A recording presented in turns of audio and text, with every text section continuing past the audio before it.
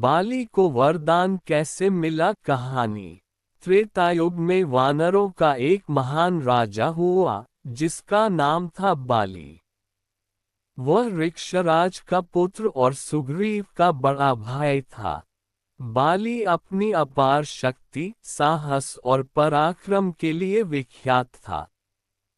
कहते हैं कि जब वह रणभूमि में उतरता तो बड़े बड़े असुर और दैत्य उससे कांप उठते थे। वरदान की प्राप्ति। एक बार बाली ने कठोर तपस्या करके देवताओं के राजा इंद्र को प्रसन्न किया। इंद्र ने उससे वर मांगने को कहा।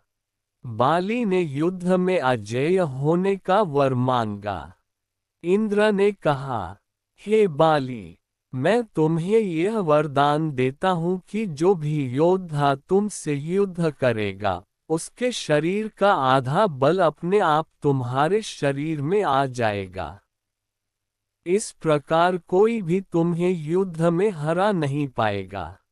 ये वरदान पाकर बाली और भी अद्भुत पराक्रमी हो गया। जब भी वह किसी शत्रु से लड़ता, सामने वाले का आधा बल उसी क्षण बाली में समा जाता और शत्रु अत्यंत दुर्बल हो जाता। वरदान का प्रभाव। इसी वरदान के कारण बाली ने असुरों, राक्षसों और यहाँ तक कि कई देवताओं को भी युद्ध में पराजित कर दिया। उसका तेज इतना था कि स्वर्गलोक तक कांप उठता।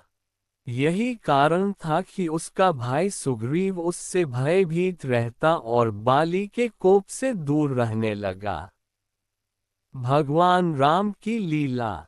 जब सीता माता का हरण हुआ और श्री राम की भेंट सुग्रीव से हुई, तब राम ने सुग्रीव को उसका राज्य वापस दिलाने का वचन दिया।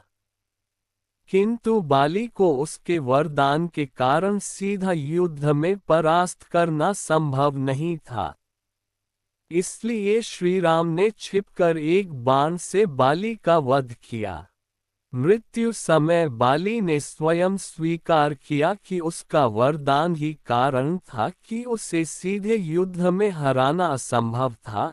इसलिए भगवान राम ने धर्म की रक्षा हेतु यह उपाय किया।